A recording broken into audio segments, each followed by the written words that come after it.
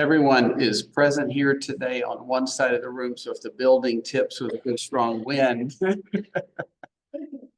we'll be good. Yeah.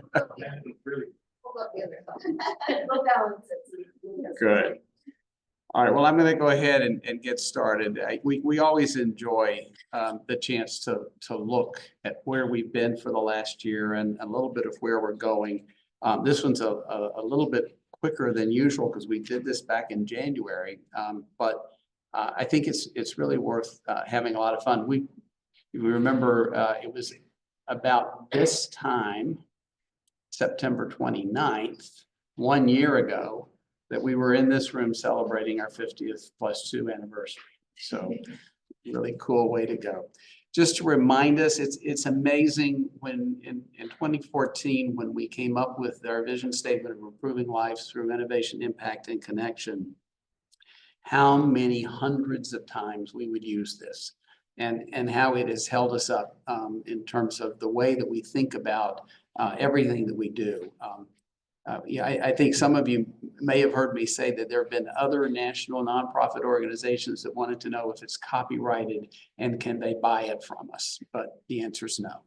And I won't spend a lot of time today because we did go through a lot of the history, but I want to go back to acknowledge Joe and Abraham Mailman, who were the philanthropist that helped us to get the Mailman Center started, and to go back to Abraham Mailman's comment in 1971.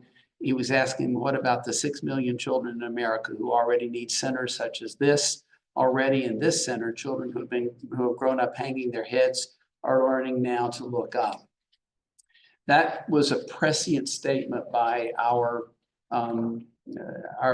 benefactor from the very beginning, because he asked a really important question that has driven everything we're doing. And that is, what about the ones we're not reaching? And so a lot of our work over the next 10 years with our strategic plan, which we'll talk a little bit about at the end, is really designed to how do we reach those that we're not reaching. The history of the Mailman Center, I won't go into a lot of detail here. There may be some online who don't know it. We were one of the original 11 university-affiliated facilities. We opened in 1971 as the third academic center at the University of Miami. The Debbie School, Debbie with Raggedy Ann up there, was founded to create innovative approaches to early child care and development. And we were designated as the University Center of Excellence in Developmental Disabilities in Public Law 106-402, the Developmental Disabilities Assistance and Bill of Rights Act of 2000. And that's where we came from. Our original purpose was to provide multidisciplinary training so that we could move people with intellectual and developmental disabilities out of institutions and into community settings. You've seen this slide before. It's our trajectory of growth and change over the last 50 years. And it's important to think about, we started off with a real focus on training individuals and then moving to multidisciplinary and ultimately to interprofessional leadership and then engaging in web-based outcomes. We started off working with children who primarily came to the center because of genetically based developmental disabilities. In the 70s and 80s, through the work with our neonatal colleagues, we added prematurity as one of the conditions that fell into our follow-up and intervention components. In the 80s, we added chronic illness, and then we began to get into the genetic world and looking at newborn screening and follow-up for infectious disease. And then over the last 8 to 10 years, we've really become a both combined center and community-based focus in our outreach. We started off being center-based developmental services and research. We've gone to hospitals, we've gone into clinical trials, we've looked at service delivery and research prevention. Over the last number of years, we've really started to add community-based research and even population-based research to our focus. And all of those are important. We didn't drop one to go on to another, but there's been a continuity across the board. And as we have engaged with our community, we used to be here, sitting on this corner, kind of nothing around us. There used to be a beautiful fountain right on the outside where the Metro Rail is now. But this was kind of nobody around us. Well, not anymore. We've moved out of our center. We moved over to Holtz, and we began working within the hospital and with the acute care program. Then we shifted to community-based services. Our Families First program was the first program funded by the Children's Trust 20 years ago, and has continued to be funded all along. And it was really the foundation, the starter for a lot of our community-based services. The work that we've done with community partners, with Overtown Children and Youth Coalition, with Connect Familias, now with St. Law, and with many, many others that we'll talk about, really has expanded us to a community, collaborative community capacity. And some of our work has even gone global. When I look at places that we've worked with over the last 20 years, for instance, we've done consulting in of course, with the UK, that was easy, with Australia, New Zealand, with Zambia, Brazil, Ecuador, Peru, Chile, Mexico, Haiti. And so we really have had a global impact. And I think sometimes it's easy for us to forget that. But again, we have news articles from 1971 that talked about how the pediatricians in the schools in Miami-Dade County, a year after the Mailman Center opened, were complaining that we weren't quick enough in being able to get evaluations, that they couldn't get their children in here. Kids didn't have enough access. And at that time, we were seeing about 1,500. Today, we see between 12 and 13,000, and we still aren't meeting that need the way we need to. It's important for our trainees in the audience and other folks to really recognize where we are as a center. We are funded by the Developmental Disabilities Act and are required as a USAID to engage in training, service, research, and dissemination. And we've built an umbrella that tied that to our value statements of innovation, impact, and connection. And within that, we have a whole lot of things that synergistically help us to put up the umbrella, if you will. Our training program is really organized under our interprofessional LEND training program, Leadership Education in Neurodevelopmental Disabilities, which is now in its 50th year of funding. Actually, it's more than that. It was funded originally as part of a 903 grant in 1966. But it wasn't called LEND then. It was Project 903. And then as the federal government split up agencies, the money got split up. So we had one big grant, and then suddenly we had money from Maternal and Child Health Bureau, our LEND program, and from AIDD and Agency for Community Living now for our USAID. They cut our money in half. And so the state of Florida stepped in with CMS and covered the gap. And so those have been our three big basic funding programs. But within that structure, we've had individual discipline programs so that folks get trained as psychologists and pediatricians and social workers and speech pathologists. But the organizing factor is to take that training and that discipline and to really think about it from a leadership perspective to be interdisciplinary. Our clinical programs, they run all over the place, but the bulk of our clinical work, as I think you well know, 50% of the services that we provide have been community-based. They've been in centers, in synagogues and churches and community active programs and things of that nature. And we do those under contracts because the funding for fee-for-service for many of the things we do is just not there. So we do it under contract, and we're able to really expand our access. We do it through major programs like our Debbie School, our Early Steps programs, Child Protection Team, Linda Ray, as well as really key demonstration projects that come along.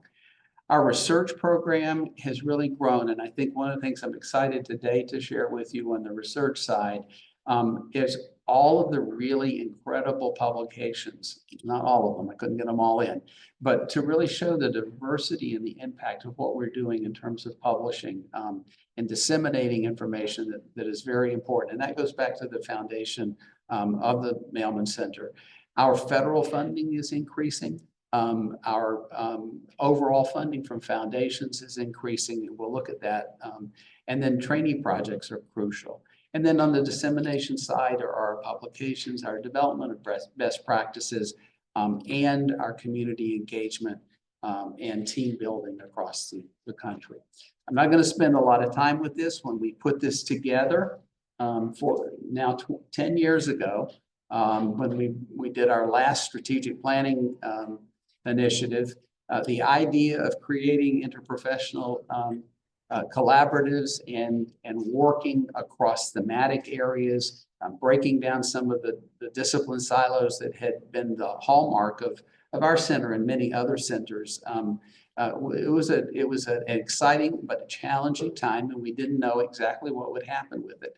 Now, I have shared this model at AUCD, and I've shared it with other UCEDs. I did get a call one day from one of my good friends who was the director of the UCED at the University of Wisconsin, and he said, "We shared your slides about what you did for your organization, and we only had to call 3 ambulances for the people who had heart attacks as they listened to it." It was a very distressing, avant-garde, innovative approach. But as you see the growth of our center, it was the right thing to do. This is our rogues gallery. Many of those rogues are sitting here in this room with us or on the video. I put that up because it's really, this is a very important part for me. This is the way that we develop the leadership and the future of the center. You know, I look every February, there's a day that rolls around, and I find out that I have a little bit higher age. And I've passed that Medicare eligible year, and I get to watch colleagues around me. And you know, Jeff Brosco said yesterday he had a birthday last week, and Jeff said, you know, I don't feel old, I just still think I'm 30. But the truth is, we all age and we move forward, and there will come a time when I'm going to move on, and some of others that are part of our leadership are going to move on. But this is a core part of what we're doing, because if you look at the faces on this thing, there's a lot of youth and energy in here too. This is the future of our center. This is really called succession planning. And so the leadership is now, but the leadership is going to be in the future as well. We have what I would say is one of the most engaging, helpful, collaborative community advisory council. We call them the Mailman Advisory Council, or the MAC. This group represents the makeup of our community. It includes folks from agencies, it includes folks with disabilities, it includes parents of children with disabilities. It includes people who are advocates who run their own agencies to collaborate with us. And they have been a phenomenal asset to us. In fact, a number of the programs that we have in place today came because the MAC recommended that we think about them. Change takes place. We said goodbye to Dr. Pfeiffer this year after 30 plus years here. Nancy Torres, who was our family faculty member and really helped us to run the Family Navigator program, has moved on. Some of our other staff have moved on, and we bring in new people. And these are some of the folks that are joining us. We've not had official votes on a few of them yet, but I put them up because we're going to have our votes and we know that they'll be there. We're really excited to have Jen Cotto join us as our new faculty member working in hematology oncology. Lynn Perry from the Department of Psychology is joining us. Ganaris Leon, also from psychology, working on a lot of our autism work, is joining us as a member of the Mailman Center. Ignacio Tapia, our chief of pediatric pulmonary, and with a focus on sleep and Down syndrome, is asked to be a member of the center, as has Pankaj Agrawal, our chief of neonatology, who's going to be working on a lot of the work on sequencing and identifying rare disorders and collaborating with us to set up a really robust multidisciplinary follow-up program for children coming out of the NICU. Yui Matsuda from the School of Nursing has joined us, and she's been collaborating with a number of you on research, Julieta in particular. Chrissy Sanchez, Jordan McNair, Samantha Espanol, and Michelle Coppola are all members of the Children's Hearing Program, and they have taken over the hearing component after Bob's retirement from us. So we've got a new group of fresh blood coming in, and also representing different departments, schools, and colleges across the university, as is true. We've had some great awards this year, and I want to recognize those. I have to tell you that my heart was touched when I got the email that Walter Lambert was going to get the Lifetime Achievement Award from the Department of Children and Families. And everyone who knows Walter all across the state knows that was the most deserved award that's ever been given out. Dr. Flores got 2 major awards this year, one from the American Pediatric Society, the Health Equity Award, the David Nichols Health Equity Award, and also the Reinhardt Distinguished Career Award from Academy Health, an advocacy organization. Our Jumpstart program, which has just jumped all over everything, was named the Children's Trust Program of the Year this last year. Nellie Garcia got the Parent-Child Interaction Therapy Trailblazer Advocacy Award. Our Step Up AT program got the Head Start Very Important Partner Award, which I thought that was really cool. Shelley Bear got the UM Miller School of Medicine Community Partner Award. Ruby Natali was elected to the American Pediatric Society, one of the major components of the SPR, but you only get into it by being nominated and being voted on and elected. And Ruby received that this last year. We have some others that are nominated this year, with fingers are crossed will go through. And then just last week, Ruby and Jason Gent received the Community Engagement and Inclusive Excellence Dean's Faculty Awards. So we're hitting on good symbols. I was really happy with that one. It's really nice when there are 7 major awards, and we got 2 of them in the School of Medicine. So really good work there. I show this slide a lot because people don't realize it. Sometimes we don't realize it in the center, but we are a matrix center of the university, and we are tied to many other school departments, schools, and colleges. I think most of the schools and colleges across the university, and that is what actually helps us to really have the impact that we have. We talked about that restructuring, and I always like to show this slide, not because I really care about the money, but that's what people understand. And as you can see, if I drew the line on back to 2014, our total all-in funding from all sources, including the folks that were in other departments and the like, was around 21 million. We just reported to the federal government that our leverage funding for the center this year was $46,925,000.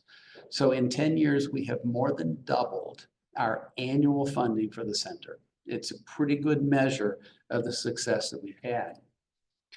Training was the core part of the center from the very beginning, and we've really been kind of holding steady on what we do. We train around 100 master's, doctoral, postdoctoral trainees and community professionals every year. And what we wind up seeing over and over is that the majority of those, around 65%, time over time, are from underrepresented minority backgrounds. The Hispanic background ethnicity population that we train here represents fully 25% of all Hispanic LEND trainees in the United States. So we're doing some really important things there.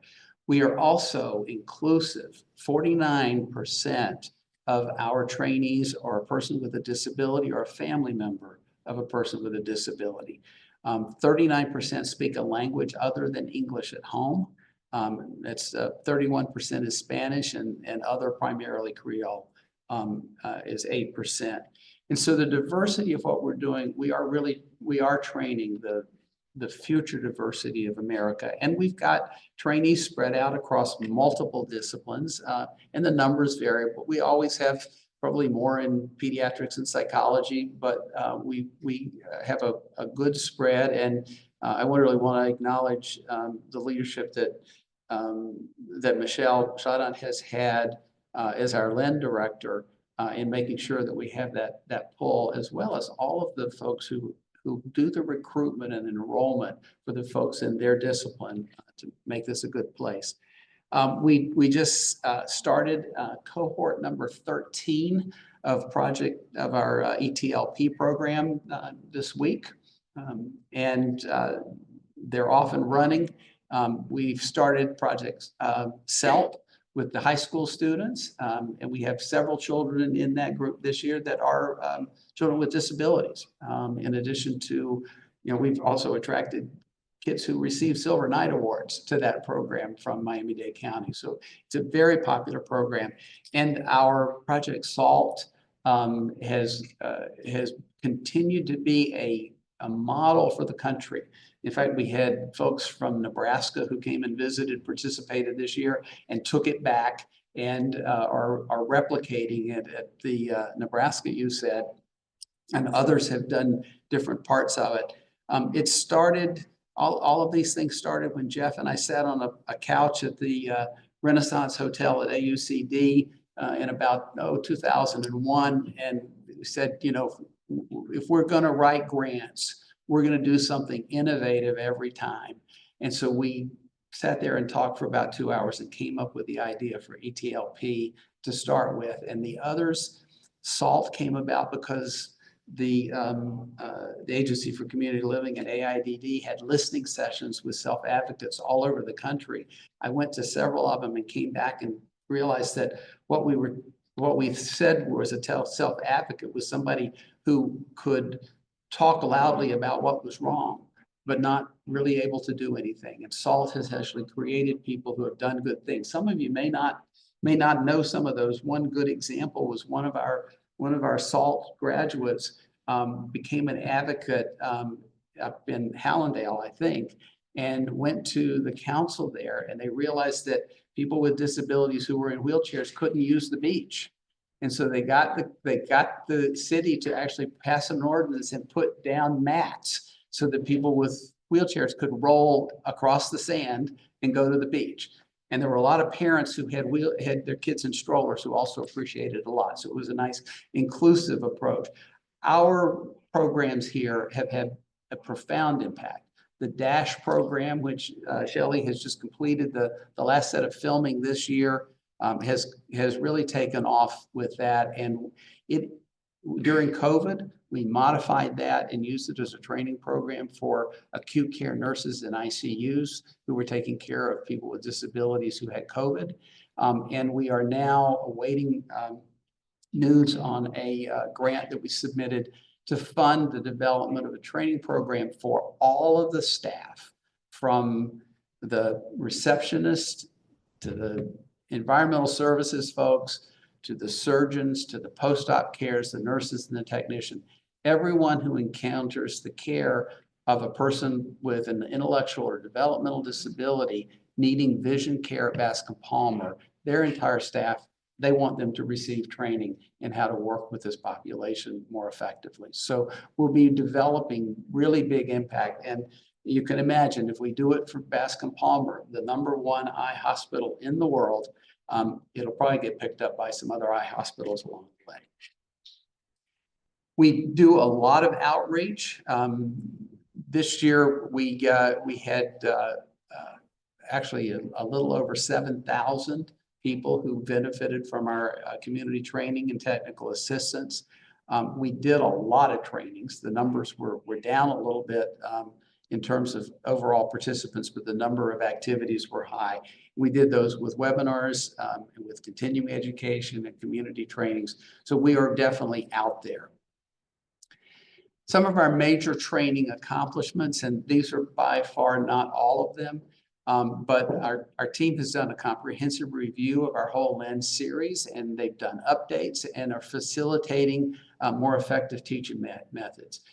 Some of you may remember in 1999 when we said, well, why don't we create these modules on the computer and see if we can use those to help people learn how to do interprofessional training.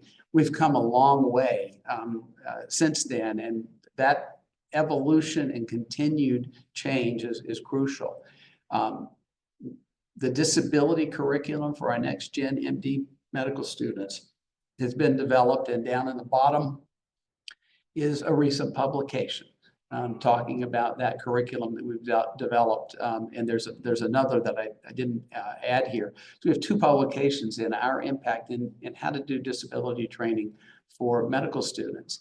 The DASH I mentioned a minute ago, and it's being expanded to include more video content. Last year when we talked about this, we were going to work on creating a health equity module. That was part of what we talked about 3 or 4 years ago as one of the things we wanted to do. Well, that's been done and it's being modified. And what I really hope is that we will see our health equity, our social justice component, become a lot like the Dyson community pediatrics did many, many years ago. And those of you who were there remember that I used to talk about the Dyson. The residents would complain about it, the faculty would complain about it. And then the next year we matched the highest on our residency we had ever matched. And we began having people come because of that. But we didn't want it to be, I talked then about not having the big C, big P community pediatrics. We wanted little c, little p, where it was something that was ingrained as a thread of what we did without having to make it special. And so when we think about health equity and social justice, that is actually my hope of where we're going. So creating an equity module is a great first step, but we will hopefully get that to where it's just the way that we think about the world. We held two outstanding Innovation Connection conference this year, and our grand rounds were extraordinary. I put them up against anybody out there that was trying to do some stuff. And then I'll get to some of the data entry. I put it under training because the training lend and you said really holds the stuff we have to put into NEARS. We've done a lot of work in our community engagement, innovation, and data squad. Our clinical services, we didn't see as many children this year.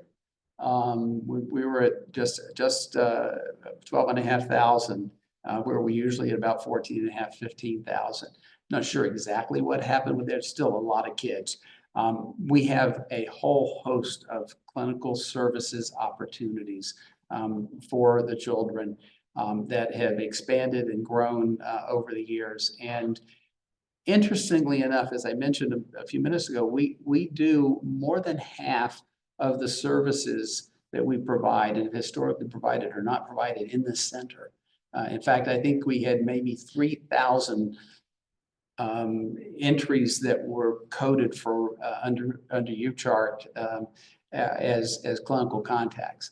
The rest of it is out in the world, and we've shifted a good deal of the face-to-face that we did to telehealth and during COVID, but that has persisted.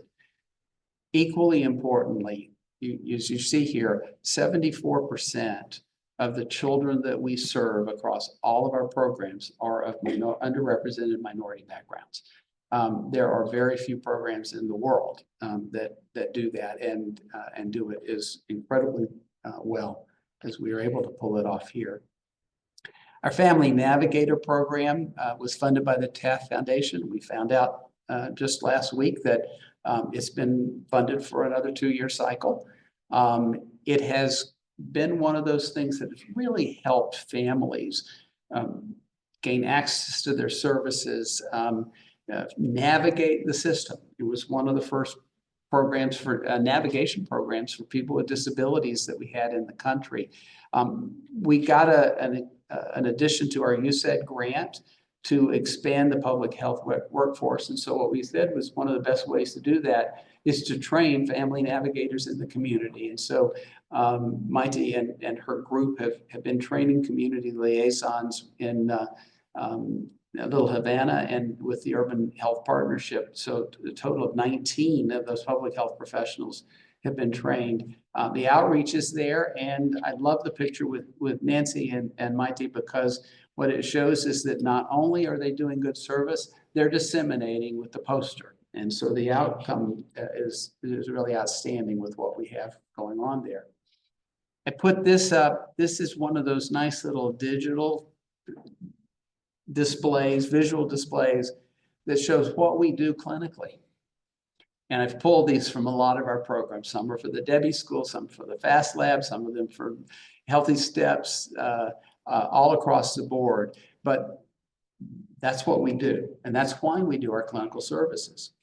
What have we accomplished with our clinical programs? Well, our PATH program, the Progression Across Transition in Healthcare, was something that we've done with the MedPeds program with Jonathan Tolentino and others. Stephanie has been involved with it. Shelley has been really crucial on our side. And the whole idea was to create a primary care center for patients that had developmental disabilities, autism, intellectual developmental disabilities, and to do that in a way that didn't exist right now. Primary care is really tough for a patient with autism who is freaked out by any kind of change, and being able to do something as simple as draw blood was a major task. JT tells me and Shelley tells me they are bursting at the seams, and they cannot currently accommodate all the referrals that are coming in. So expansion of that program is going to be a major part as we move forward. Eileen has been actually Alan has been working with Dr. Molly and Dr. Coffey on our behavioral health hub, and that has just recently been refunded.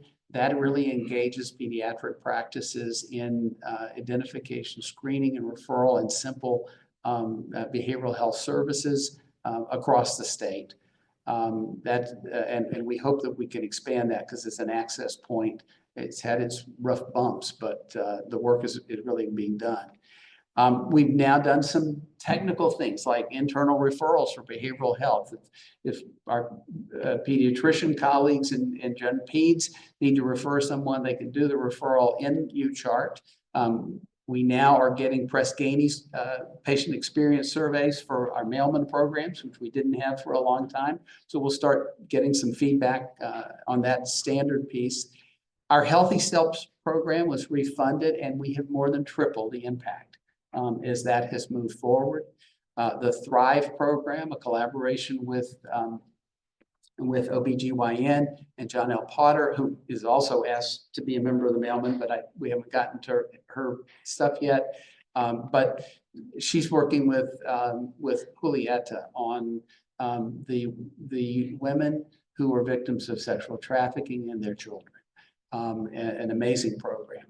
Our Chattis program for a way of being able to do screening within the electronic system and do that in primary care and in developmental clinics is close. There's just some IT glitches that we're trying to get around, but that's moving forward.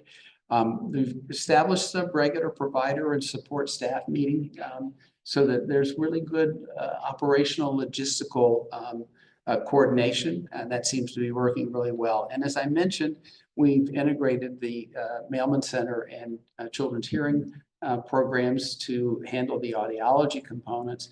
We are constructing 3 new audiology booths down on the 2nd floor, and the old ones are out, the new ones are coming in, and we're excited about the collaboration that we're going to be having with ENT and the Children's Hearing program over that. Our research program activities have been, again, really phenomenal. Alan sent me a note the other day with all of they're not funded yet, but all of the grants that have been submitted are getting ready to be submitted. And his comment was, the more you submit, the more you get funded. And Alan, you were absolutely right. And we're doing it. Look at that yellow line. We are absolutely submitting the grants, and we average active at any point in time of around 50 to 55 active IRB approved research projects here at the center, which is that's the way we drive. Our outcomes are really good. Our publications, we're still trying to get the right count on publication. We counted 73 this year. Folks think there may be some more that we're missing, and they may be from some of our folks that are not here every day, but we will get those. But clearly there's outreach that is going on in our publications. Now, it's one thing to say this is the number, but I spent the better part of a day and a half going through and getting the PDFs and cutting out these little sections so that I could give you the mastheads. And this is just a few, and you're going to see more, because what I've tried to do in the rest of the talk is show where our publications are helping to support our programs. We have gone from everything from just a remarkable group of journals, really high impact. Lancet Respiratory Medicine is the third highest impact journal in clinical medicine. Pediatrics is the second highest impact journal in child health. Developmental psychology is one of the 2 or 3 highest rated across all disciplines in child development. And you kind of go on down the list. We used to publish in journals that nobody read, and now we're publishing in the journals that a lot of people read. And so a really wonderful set of accomplishments there. This is the other measure of research impact. And I went to Michelle yesterday and I said, is that number right? Because you see, when we look at publications that we've had in the last 3 to 4 years, we went from roughly 3,500 citations of our work in 22-23 to over 12,000 citations in 2022 or 23-24. And so I had to check that out, but Michelle assures me they count them. And Alana, I think you are the person who gets the credit for going through everybody's CV and Google Scholar and checking out the number of citations that we came through. That's impact, folks. That's really phenomenal outcome.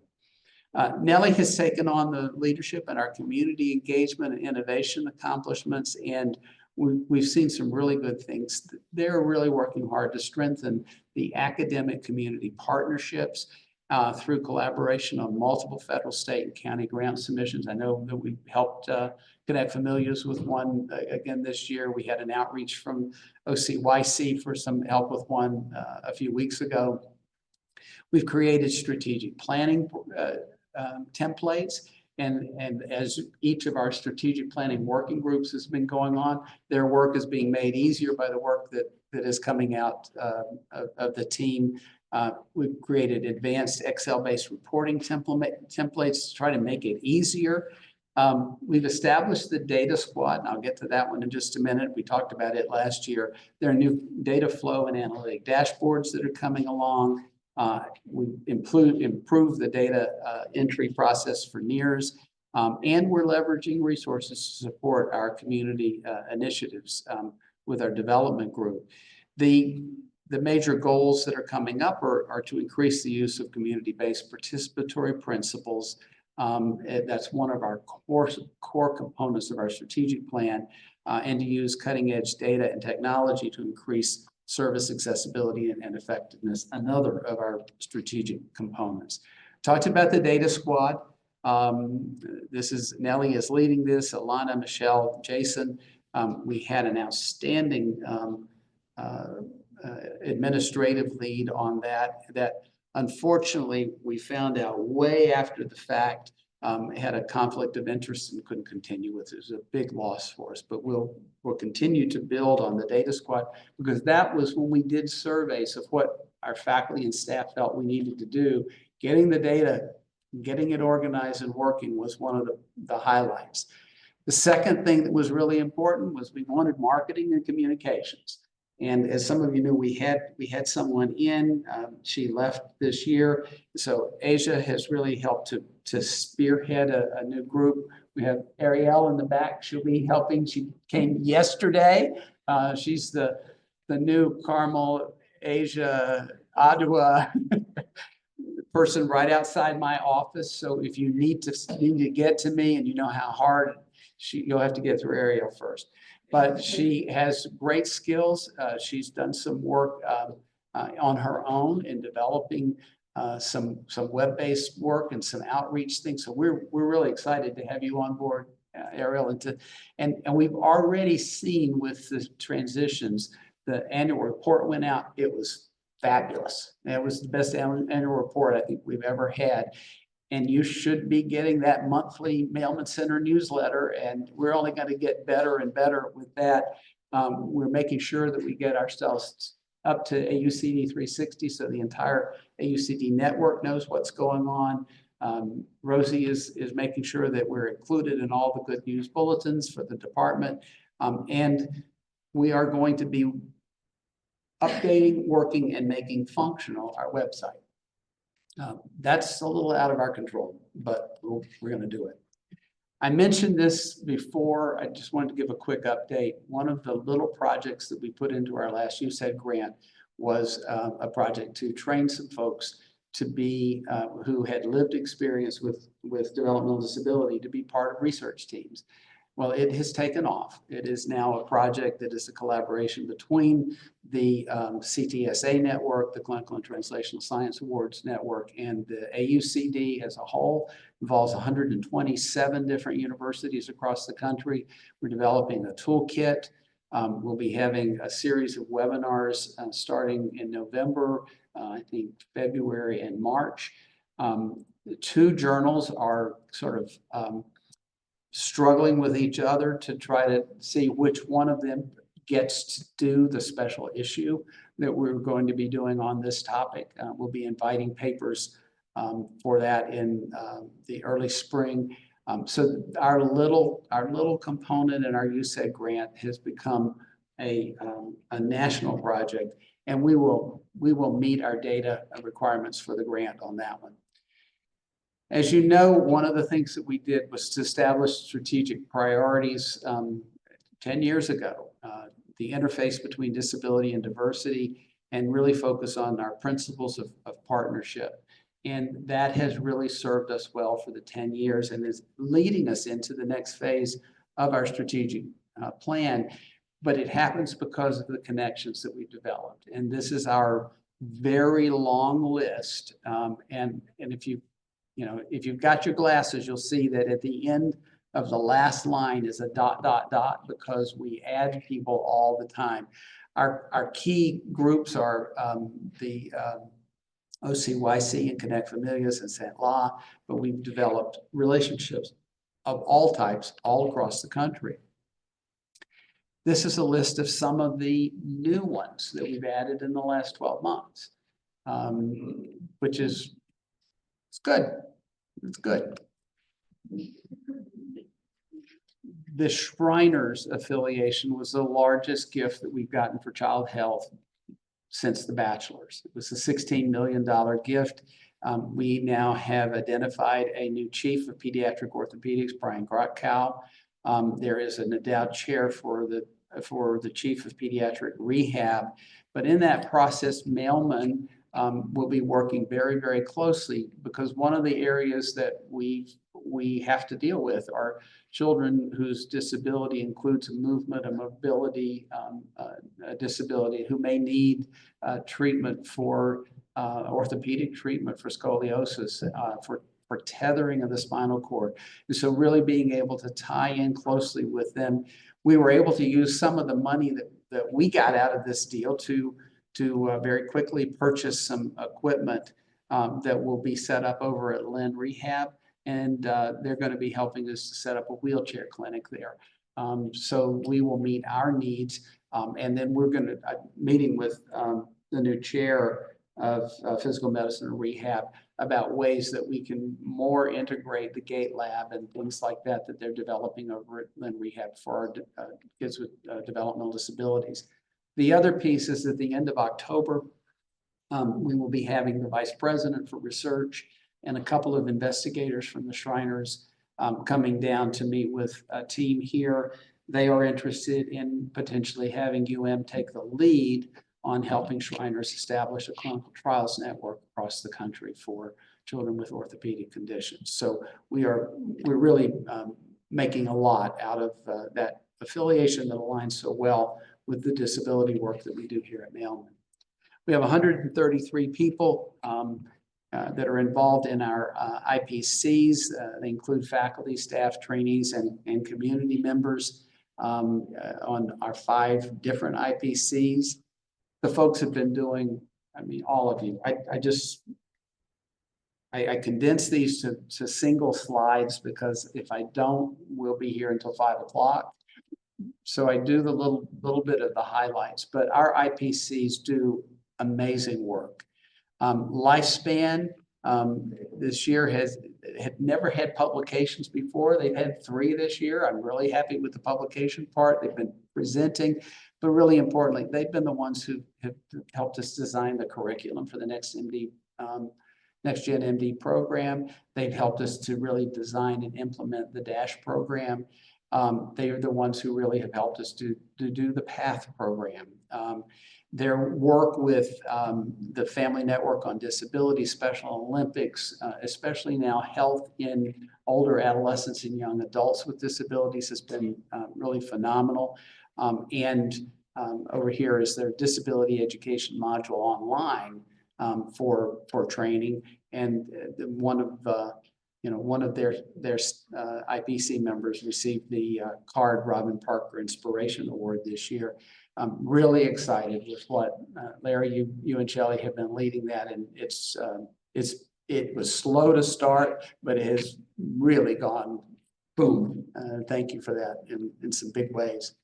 Our neurodevelopmental intervention science IPC, again, the publication numbers aren't quite right. It's hard to say now that we can assign a publication to an IPC, because when I look at the publications, it's members of multiple IPCs working together, which is kind of what we wanted to have happen in the first place. And this is just an example of one of the recent publications surveying early intervention providers to identify opportunities for workforce support.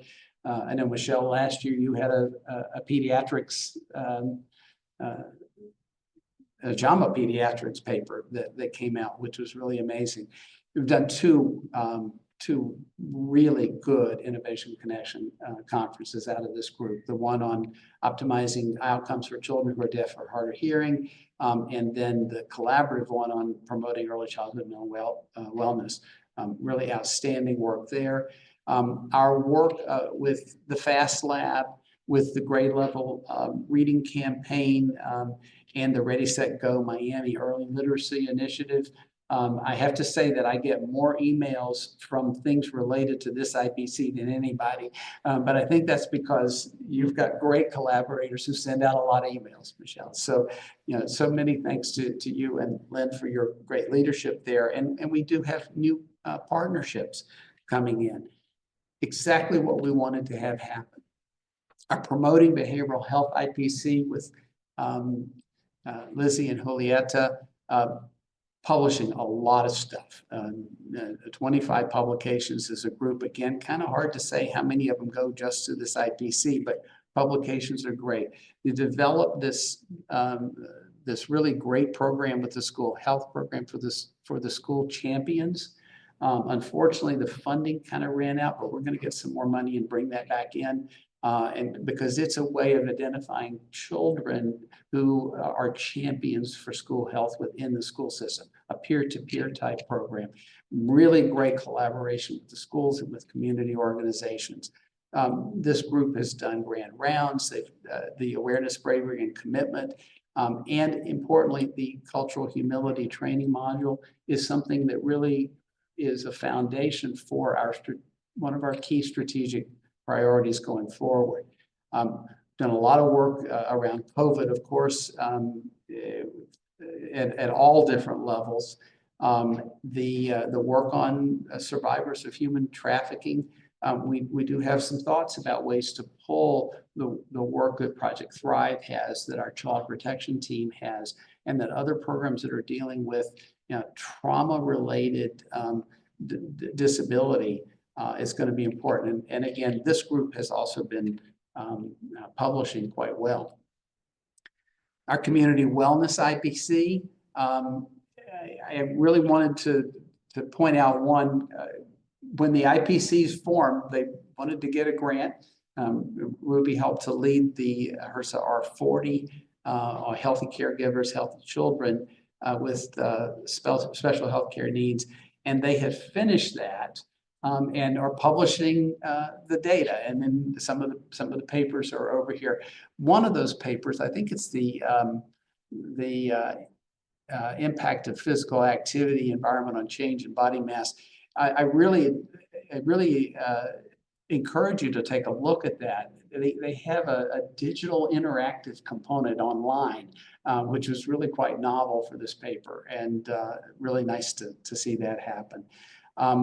We've also been able to really move forward with the Florida Association of Infant Mental Health, and the Mailman Center this year became an agency member for the first time with that, through the leadership of this IPC. Again, our work with Healthy Steps has really expanded a lot with the support of the community wellness piece, and we're now serving over 1,000 children through Healthy Steps. And then the Jumpstart, which it jumps all over the place, the Jumpstart on the Go is now doing its beta testing, which again fits in with another one of our strategic priorities. The neurodevelopmental IPC grants from feds, from foundations, and really a lot of publications. The work that is coming in, Dan Messenger and Jennifer Cotto are leading this for us, and are beginning to pull in scientists from across the university who are doing work. And that's when you begin to see Mailman Center folks publishing in things like Current Biology and journals of that nature. We really are seeing that happen. Child protection team moved last week. They're now in the Christie House right down here on 12th Avenue. That was a big deal. But they, in the process of being dislocated, relocated, they've served 892 children this year. They've done 695 medical exams and consultations, 980 specialized interviews, conducted trainings across the community, trained medical students, residents, Harrington Fellows, and they moved. And I've known Walter for a very long time, as long as he's been in that office. I did not think that all that stuff was going to move, but you did it. It was wonderful. And our partnership with Christie House is going to change a lot of what we do, because Christie House has the state attorney's office that's in there. They are a community partner that helps us to draw from all areas related to abuse, neglect of children. And so we're really excited about that alignment. Our Early Steps program served 3,700 children this year. That was with moving to Mailman and dealing with ceiling tiles that were kind of yucky looking, and all the other things. And Michelle, just hats off to you, Ray, your entire team, for being able to make the move. We're glad to have you back home again. It's so, I love it because I get to see everybody again. That was really, really nice. They've done trainings, they have done outreach. Of those 3,700, 2,800 are children who had developmental delays that needed ISPs. And so we are meeting this need, and I couldn't say more for the dedication and work that our Early Steps team is doing. The Debbie School is, it doesn't need an introduction and a lot to say, because we know how much we love it. They served 213 children this year. They've trained 542 people in the community. But importantly, what we're starting to see out of the Debbie School that kind of goes back to its roots is the work of folks who use the Debbie School as a research lab. And we're really beginning to see the use of innovative technology to look at social interactions, development vocalizations. When I start looking at the publications that are coming out, we're kind of back to the days of Kim Oller and Rebecca Eiler and Keith Scott all over again. So Kathy and Lynn, congratulations on the work of making that be a new and strong part. And up in the corner, there's this delightful lady that comes in to do music with the kids, and she does music on Zoom. And if you ever get a chance to stroll by, it is so much fun. I even did a little bit of moving the other day. Now, I wouldn't call it dancing, but I was doing a little moving. So that was fun. And Linda Ray has come under the Mailman umbrella. Linda Ray has been doing some great work. They really evolved out of babies who were born to moms who were cocaine using in the 80s.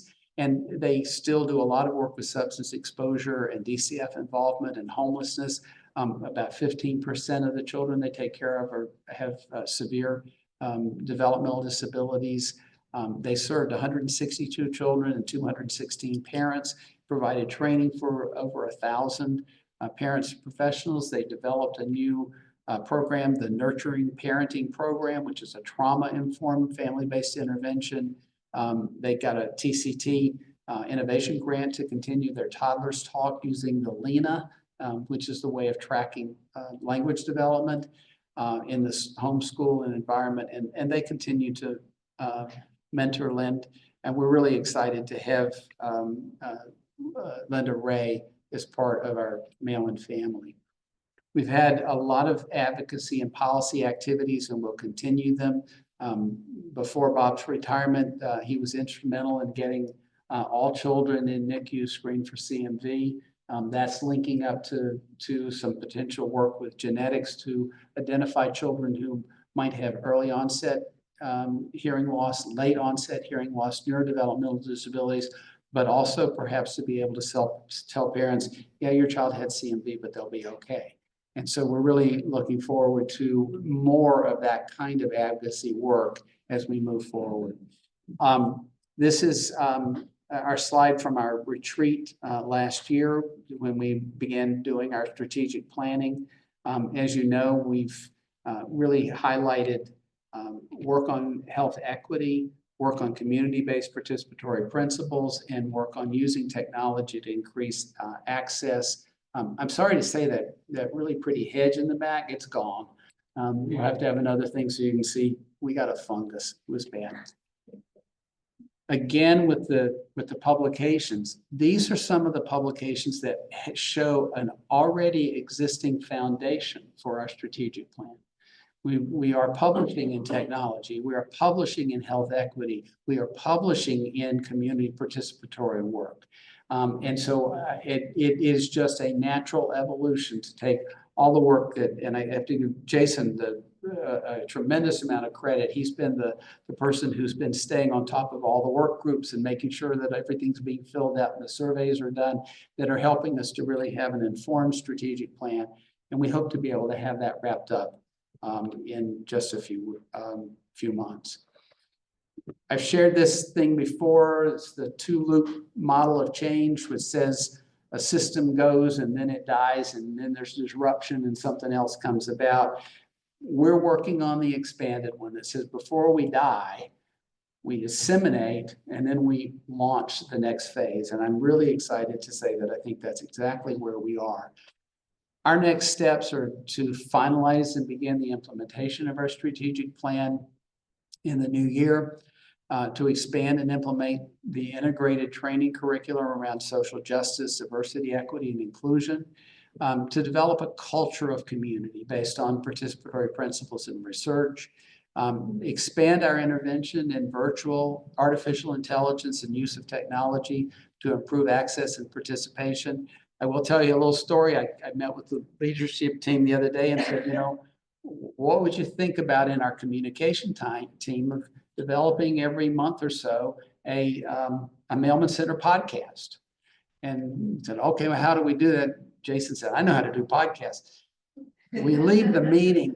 Jason puts in one of their recent publications into a new AI program, and AI has generated this very nice 2 people being interviewed podcast about his paper. We're not going to need our faculty anymore. So we are going to see some, and I would have loaded it in, but my presentation was too digital heavy already, was having trouble loading. But we'll share that with you. There's some copyright issues and stuff that we'll have to work through, but the AI is going to be a lot of fun for us.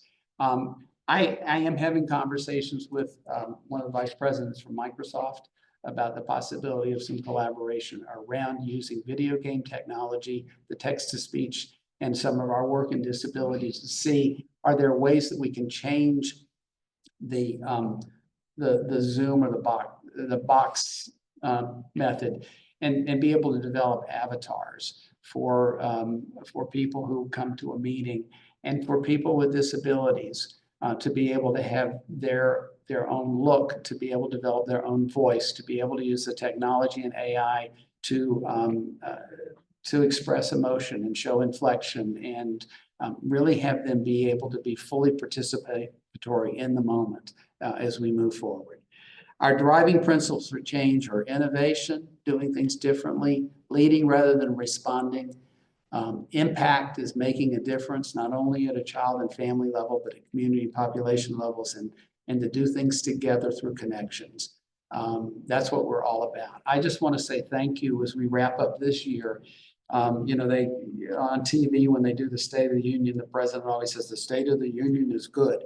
Well, the state of our Mailman Center is really good.